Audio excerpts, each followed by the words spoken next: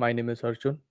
I'm from the platform infra team, and I'll be taking you through this session today, Microservices Development 101. So, this is going to be a very theoretical session. I think so. You guys are going to have one more session after this session. That session is going to be very much hands on. Uh, if you want, you can interrupt me in between if you have any questions. Okay. So let's get into it.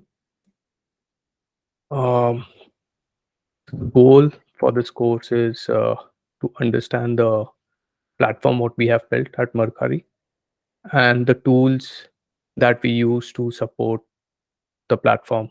So there are a lot of tools in Mercari that we use to create this platform.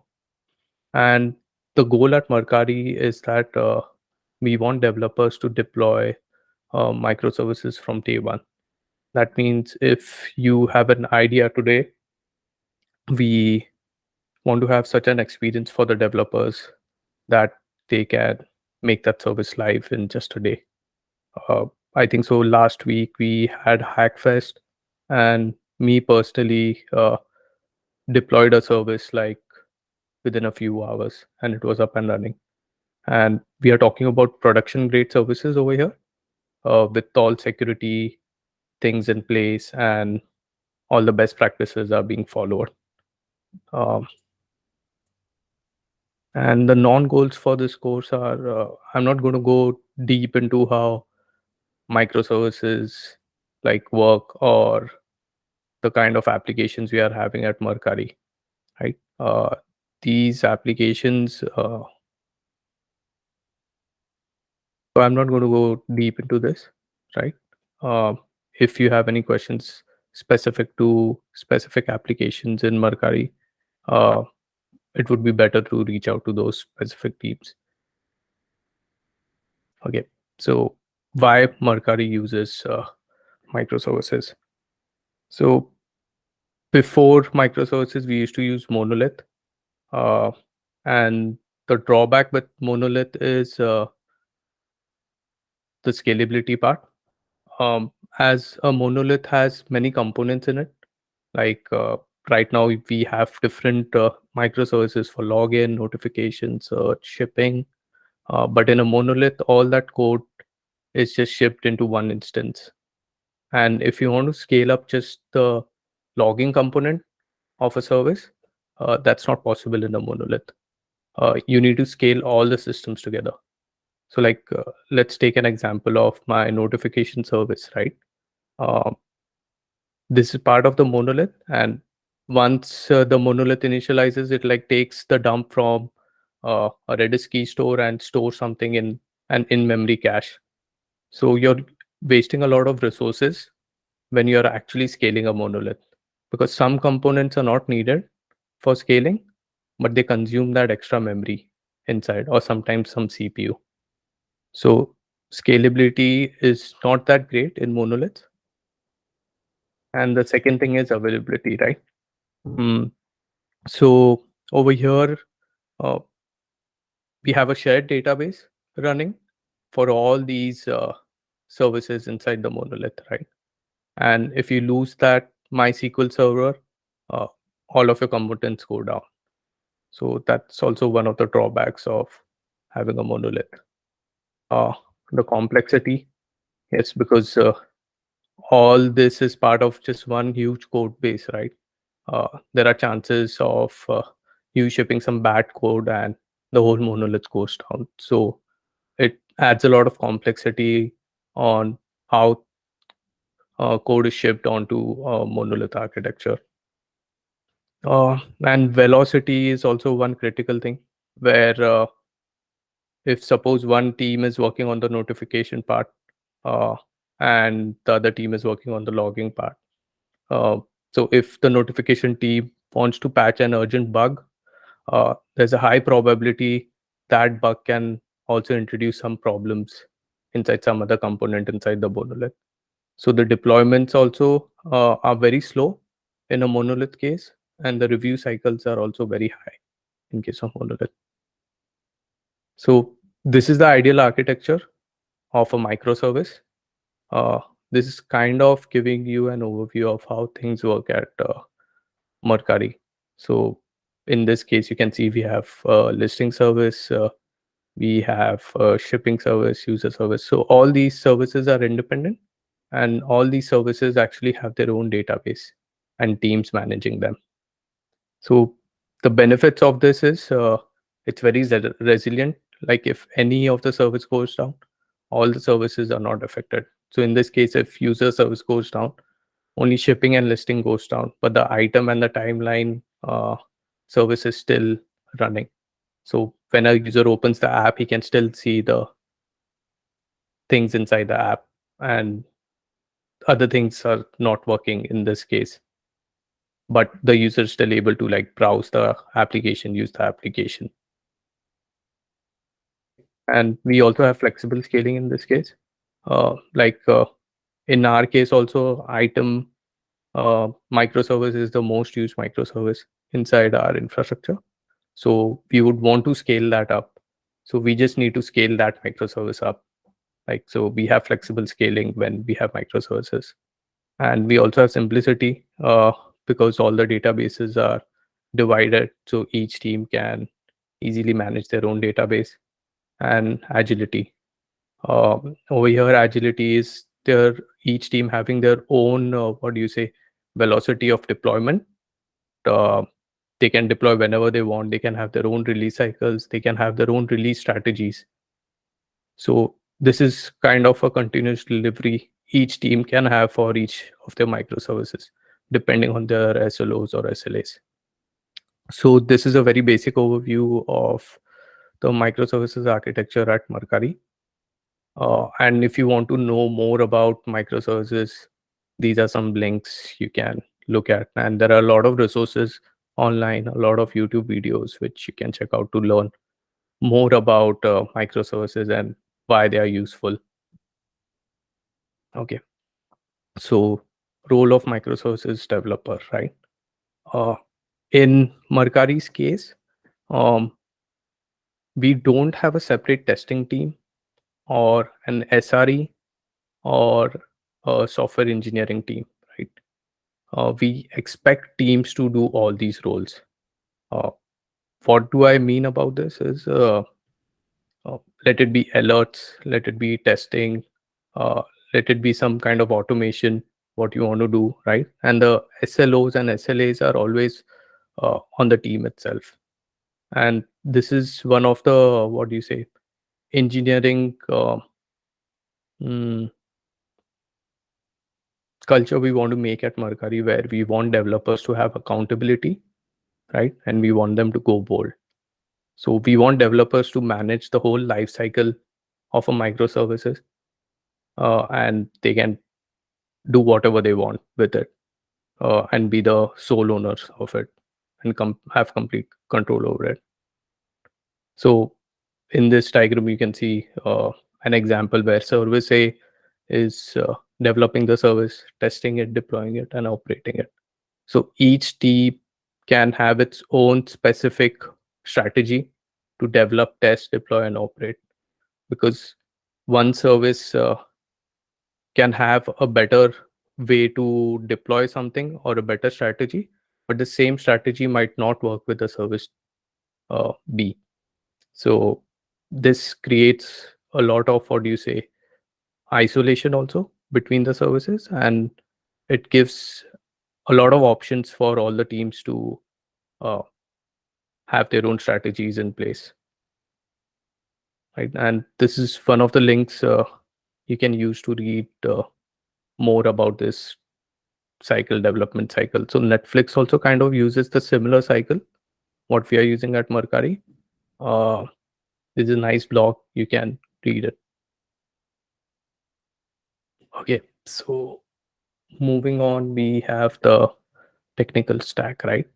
So this is not the whole list. We have a lot of more tools running inside Mercari, right? But on a high level, uh, these are some of the tools, important tools, what we use at Mercari. And The first one is, let's say, Google Cloud Platform, right? So in Mercari, each service what you deploy gets a Google account, and in that Google account um, lies all the resources related to that service. Uh, these resources can be anything. There are just a few what I have mentioned in the slide over here, but in cases of machine learning applications, there are a few more other resources what developers actually use in production. But these are the basic, what do you say, services any service uses whenever we are deploying it into production: BigQuery, GCS, PubSub, Spanner, Cloud SQL. So Cloud SQL is one thing where I think the most of the developers use this service for the Postgres or their MySQL service, right? And all the developers have got control over these accounts because as we want complete ownership from developers, the developers have access to these Google accounts and they can manage it on their own without any approval needed from our end. Hmm. And Go at Mercari. So, as I think so many of you already know, Go is statically typed, right? And it is also a compile type language. Uh, the best part about using Go is you won't have any runtime errors. There can be runtime errors, but it is reduced a lot because you can catch those errors during compile time. And also on the high performance side, as it is statically typed, it's not something like Node.js or something where uh, the Chrome engine uh, is doing everything heavy lifting on its end, where it's checking the type, doing the comparison and everything. So that way at Mercari, we chose Go and we will be using Go. Yep. And if you don't know much about Go, again, we have included a lot of links for you to go look out, test around Go if you want. Um, Also, one more important note. So Go is the main language, but it's up to the developers if they want to use some other language. In case of machine learning, people actually want to use Python, like because there are a lot of packages in Python. Uh, some cases, someone wants to use Java or Scala. That's also possible. It's just that we try to support all kind of environments inside our platform, and it's up to the developers to make the right choice because sometimes you would not want a garbage collecting what do you say programming language like Go. In this case has its own GC, so sometimes some applications don't really want a GC because it might be adding some tail latencies or something like that. So it's the language is up to the developer what they want to use, but 99% I think so applications are in Golang at Mercari. GRPC. So this is one thing where again 99% of the places we use gRPC for inter-microservice communication, right? And the best part about gRPC, it's really fast, right? And the fast part about is it's the serialization what we use. So we use protobuf over here where all the data is actually serialized in binary format and sent across to the other microservices. So I would recommend people, if you don't know about gRPC, to especially look at the performance link over here.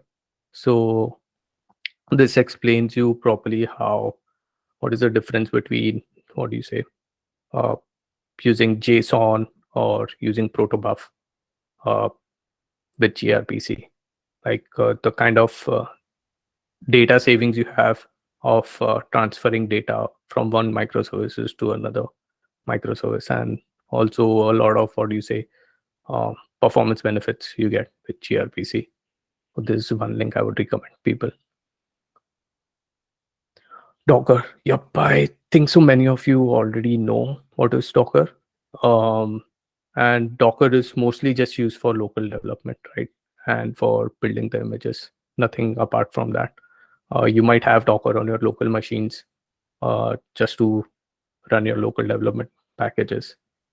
Having Docker Compose or a Docker file on your local machine is well enough. I think so. That's where uh, the use of Docker ends at Mercari. And also this one link to read about writing Docker files. I think so. This is also one important aspect where developers need to write a good Docker file and how to write multi-stage builds and something like that. Yeah, Kubernetes. So this is one of the core components of our platform system in Mercari because we have a single Kubernetes cluster and all our microservices are actually tenanted inside that same Kubernetes cluster. I'll talk more about it later, but this is something which is very important. And also developers have access to the Kubernetes cluster, and there is a lot of ownership involved in this also. Like me being from the platform infra team, we actually manage the Kubernetes cluster, but at the namespace level, the developers have a lot of access, as in what they want to do inside your namespace. And why we use Kubernetes is because the extensibility, and this is just one word, extensibility, but I would say there is a lot of things what we have extended inside Kubernetes.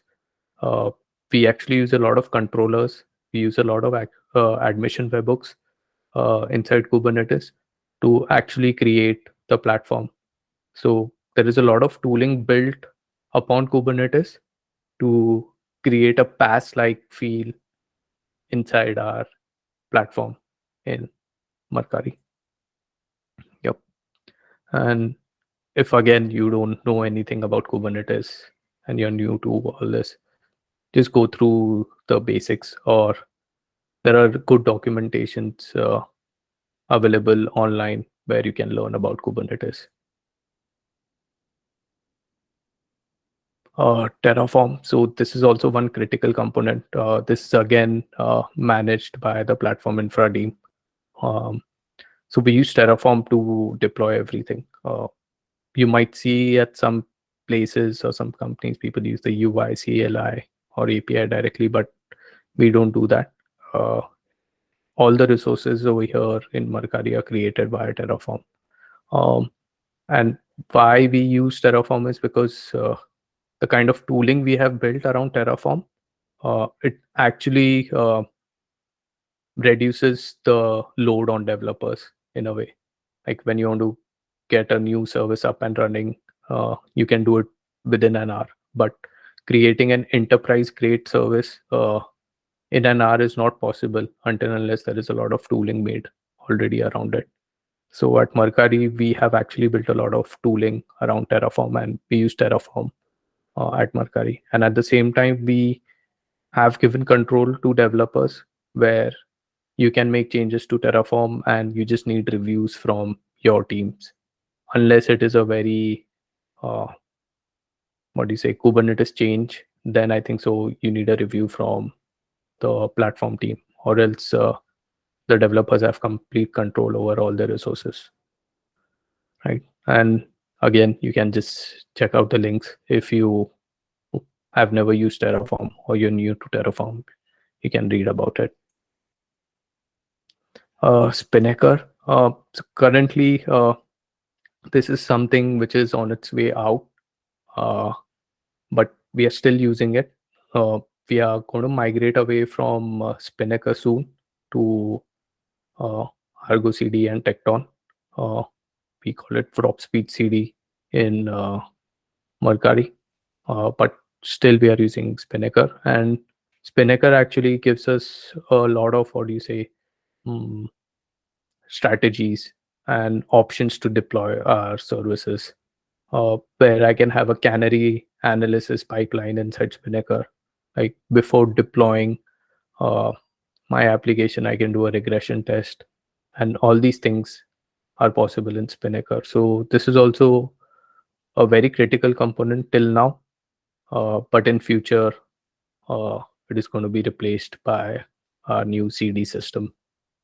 And then again, the pipelines are also managed by GitOps. Not all pipelines are currently managed by GitOps currently, but some applications are managed by the GitOps flow, what we have for Spinnaker. Then again, if you want to read more, there is a PPT by Mercari itself on this thing, which is public. Yep. So Argo CD Tecton, we call it drop speed CD. This is something new, and this is in beta currently in the Mercari platform. Um, it is a completely GitOps way of delivering code. That means creating the pipeline, creating the deployment strategy. Everything is done via the GitOps way. And it has most of the features what you we have built on Spinnaker, uh, but it is completely different from Spinnaker and the problems we are currently having with Spinnaker. Yep, I just spoke about this. And if you want to read more about it, these are the links like the Tecton, Argo CD, and CD. So Q. So this is also something what the DX team, platform infra team, is not part of this, but the platform DX team has been working on the Q implementation. And we have actually started using this uh, in production for many of the services. Right now, we are moving away from YAMLs for Kubernetes and for observability, and we are moving everything to Q. So this is something instead of JSON we'll use or YAMLs we'll use. And this is like a configuration language which is going to be used to deploy all our resources inside our infrastructure. Yep. And these were the abstractions I'm talking about: Kubernetes Kit for manifest and observability kit for dashboards. So right now, also you can use it. It is still in beta queue, but at least we have started migrating services to queue, and platform infra has already migrated some of its services to queue, and there are much more teams who are already using queue in the production. Yep. If you don't know what is queue, you can read about it. It's a bit tricky. If you are new to Golang, queue is going to be a bit of a learning curve. It was a bit of a learning curve for me also, but I think it's a very powerful language once you know your way around it. Okay. So the next section is about access control, right? So as we look at this diagram, right? So over here, you can see the platform infra team. So we manage the GCP project where our main Kubernetes cluster runs, right? And the service teams have access to their own GCP projects.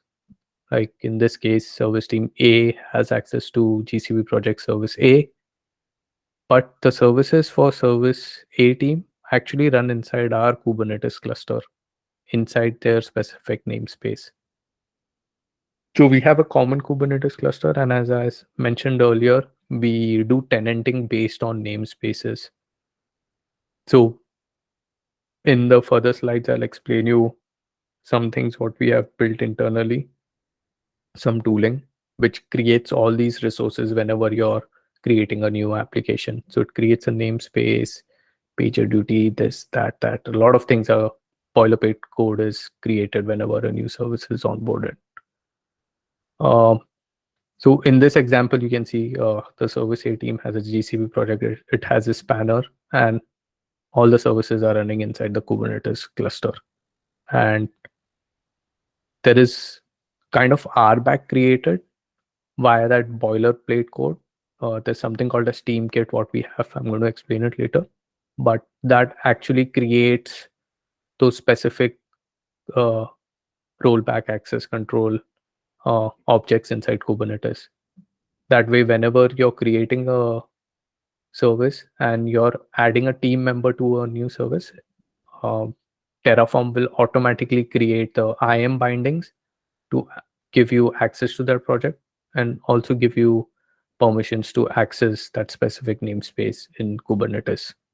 So we try to give as much access as we can to the developers so that for any small thing, you don't have to come to us to get it done.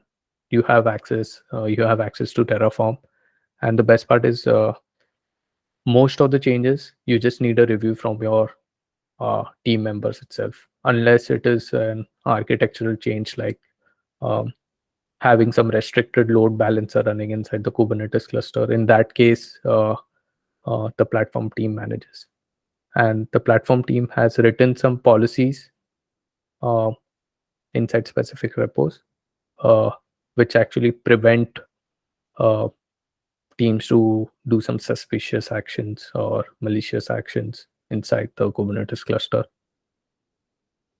Yep. Um, and the environments, right? We have got development and production. We have got one more environment, which is called lab. So that lab environment is actually used by platform engineers. Uh, for platform engineers, our production starts from development, right? And for us, production is like super production. We treat development as production, but for developers, development is development and production is production. And our testing is done in our special third environment, which is called a lab environment. Okay. So the tools and services at Mercari. So these are, I think, so just 4 mentioned over here, but there are many. Uh, I cannot keep on going mentioning all those tools, right?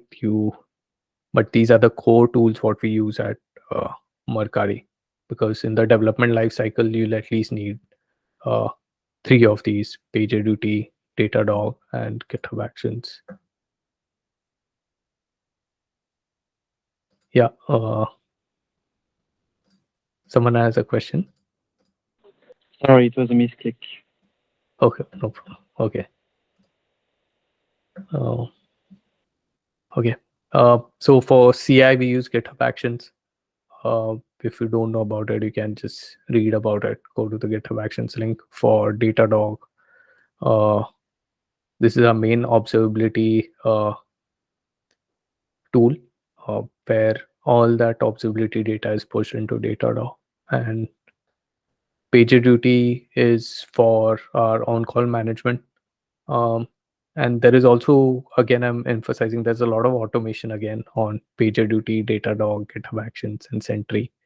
So whenever you actually create a new team or a new service, uh, the PagerDuty is automatically configured and the escalation policy is created, the schedule is created. So you don't have to do all that.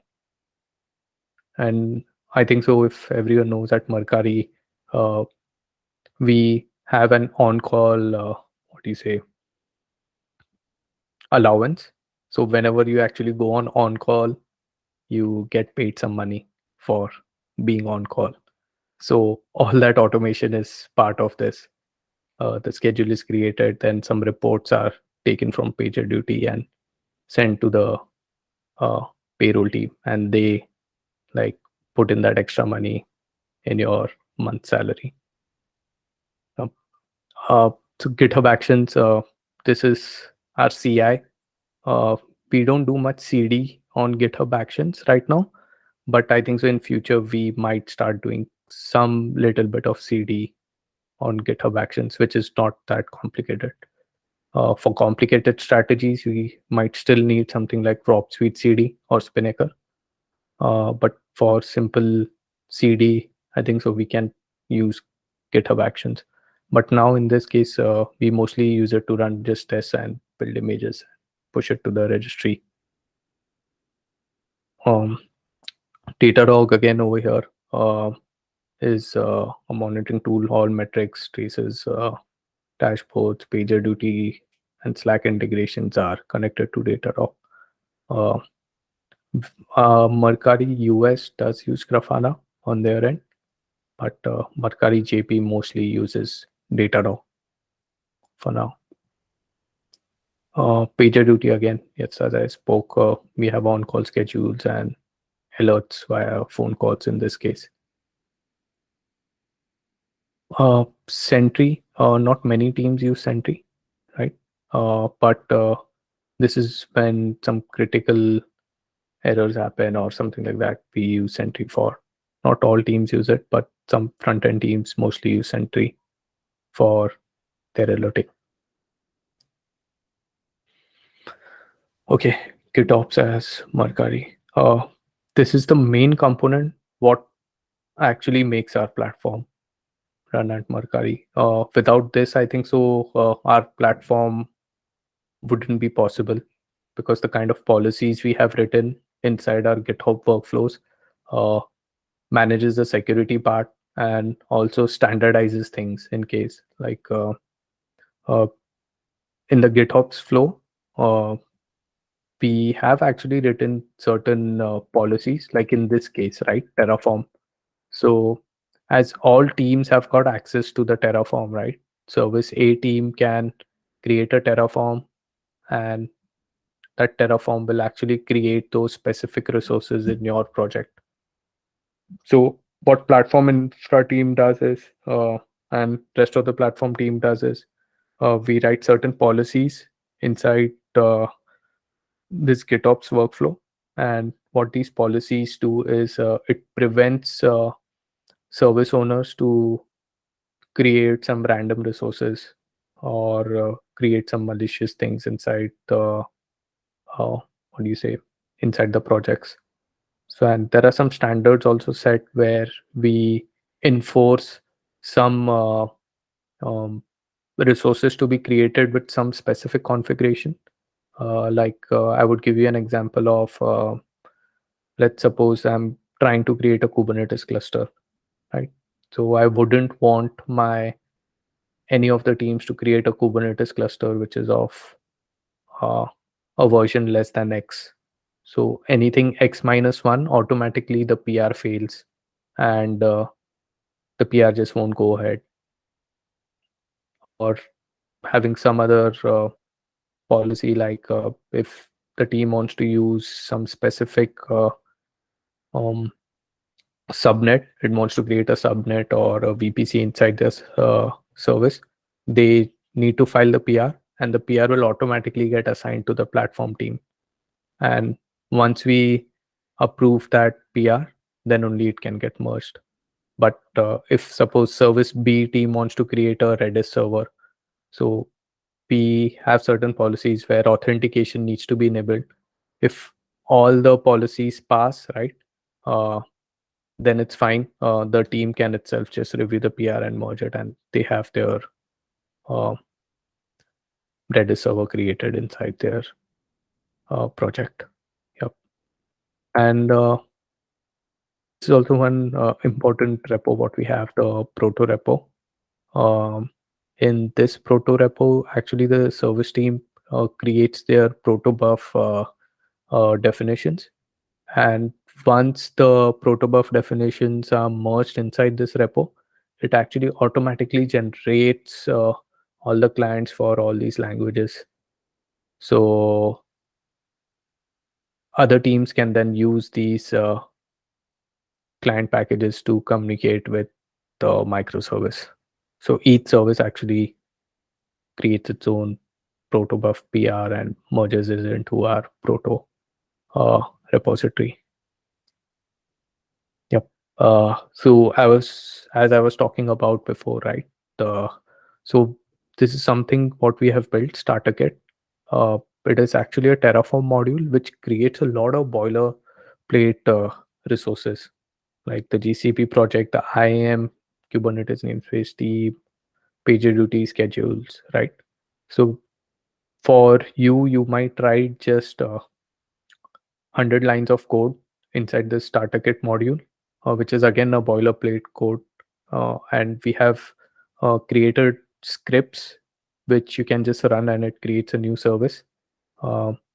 And all these resources are then automatically created, and these resources have been defined in the Terraform module, and this is a very core component of our platform. uh, Without this, I think so the platform would be nothing. Starter kit and team kit. So team kit is somewhat like starter kit only, but it focuses more on RBAC and IAM permissions. So whenever you create a team, automatically it creates the PagerDuty team, schedules, Slack channels, groups, everything needed to manage a team. And you can assign these teams to multiple services. So starter kit, what we have over here is for creating services. And then with team kit, you create a team and then you assign that team to a service. So when you assign a team to a service, the team members, all the team members get appropriate access to the services. Because in many cases, um, there is just like one team which is having like four, two, three, four microservices under them, like they're managing 3 or 4 microservices.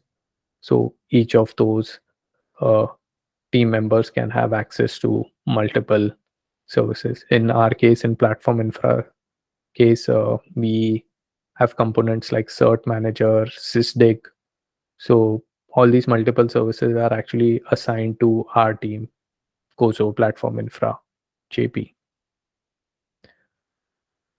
Okay. Uh, Same GitOps approach in the K8s repo. So what I talked about was specific Terraform resources, which actually creates resources inside your GCP.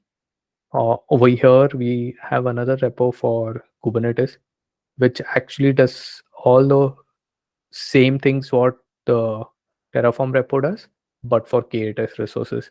So again, it has its own policies.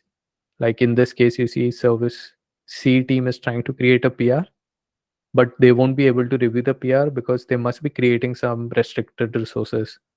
So the platform team needs to step in to understand what resources are they trying to create, and if it's a valid reason, we just approve it and it goes in. And in this case, you can see service B team is trying to create the PR, and service B team itself can review the PR and uh, deploy it in their CD solution like Spinnaker or Orgo, and from there it goes to the Kubernetes cluster. So again, to help this out, as I previously mentioned, we are using Q, um, and this Q we have written something called as Kubernetes Kit. Uh, Again, there are a lot of best practices that needs to be used always whenever we are deploying production grade applications inside our Kubernetes cluster. These applications actually have a lot of security in place already. If you deploy something using Kubernetes Kit, like we set the perfect network policies, ingress rules, and everything uh, when you use something like Kubernetes Kit. So a lot of what do you say, the developers don't have to think about security much. They do have to think, but the basics are already taken care of in all the kits, in starter kit, team kit, Kubernetes kit. So this is just Kubernetes kit related to Kubernetes for deploying all the Kubernetes resources. I think so. We are at the last thing, production checklist, right? You can check out this GitHub repository where we mentioned the production readiness checklist. So it actually classifies applications according to their production level, readiness level, which is like A, B, C, where C is the lowest, where it's not that production ready. Um, And also we have a checklist where you want to check all the things which need to be done before a service can go into production. Yeah. So key takeaways from this session. Uh, Mercari microservices platform has many tools and services. Um, I think so. Many tools are getting introduced every day because as the team grows, right, there are new ways and new challenges what we are getting every day. So many tools and many services. Uh, we enable developers to take ownership and control, and we would want developers to always be like that. We don't want to micromanage developers. You should ship code according to your strategy and your release cycles. Um, and also GitOps, very core component. Without GitOps, this whole platform wouldn't be possible for us. Yep, I think so. That's it.